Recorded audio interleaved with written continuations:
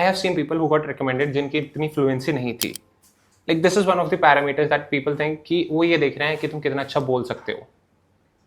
यार देखो, मैंने जैसे वो बोला ना, क्योंकि आपका ये परसेप्शन, आपका ये बिलीफ है, ये दया, जैसे आपने बोला कि मे बी ठीक है आपकी जो एजुकेशन है that was not in English, या फिर आपके स्कूल्स में या फिर आपके दोस्तों में आप अंग्रेजी में नहीं बात करते हैं, तो it's not that big of a concern. वो लगता है हमें कि भाई अंग्रेजी में आप हिंदी में भी बोलोगे, लेकिन बोलना जरूरी है, बिकॉज ही इवन सेज कि आप हिंदी में बोल सकते हैं.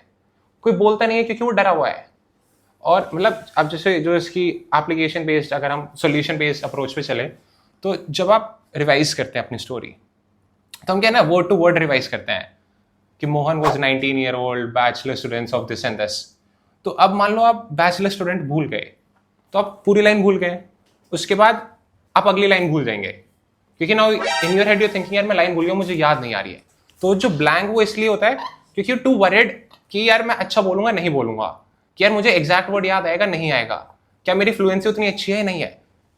40 सेकंड है, 40 सेकंड में they just like checking basic things कि यार आप बोल सकते हैं, आप में थोड़ा सा कॉन्फिडेंस है, और अगर if you make a blunder या if you make a mistake, क्या आप उससे रिवाइव कर सकते हैं.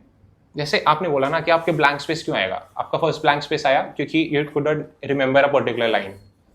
उसके बाद यूल गो कि कोई और लाइन याद आ गई, मान लो तीसरी लाइन याद आ गई, आनी दूसरी थी, अब तीसरी याद आ गई, तो in your head you're against like यार ये तो तीसरी थी, इससे पहले तो कुछ और बोलना था. That would give you another like that mental frame, जो मेंटल गैप है कि वापस 2 सेकंड का. अब इतना होने के बाद तुम गिव अप कर चुके होते हो कि भाई मैं तो हो रहा हूँ स्क्रीन आउट. तो ये होगा. उसके बाद सेम चीज आपका है ना, ऑर्डर तो उसी को पता है ना. हाँ, उसके दिमाग में ही है ना ऑर्डर. क्योंकि सेम चीज फिर आप उसमें भी करोगे. जैसे अब तुम्हें ना अपना देखे तुम ऐसे बैठ जाते हो, उससे पहले तुम ऐसे बैठे हो, तो तुमने अपना नरेशन किया, और अगर तुमने नरेशन अच्छा नहीं किया है तो you set like this. I have seen people setting like this, क्योंकि उनको लग रहा है कि उनका नहीं हो रहा है.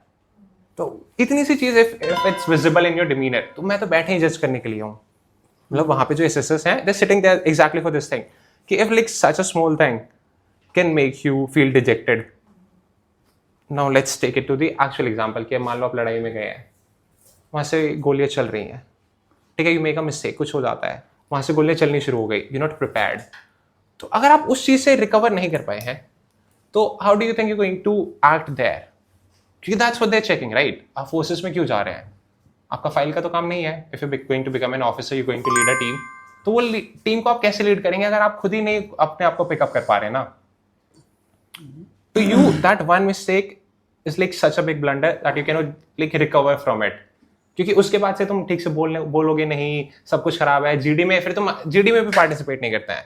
एंड हमें वो लगता है कि यार नरेशन ही सब कुछ है, नहीं होता.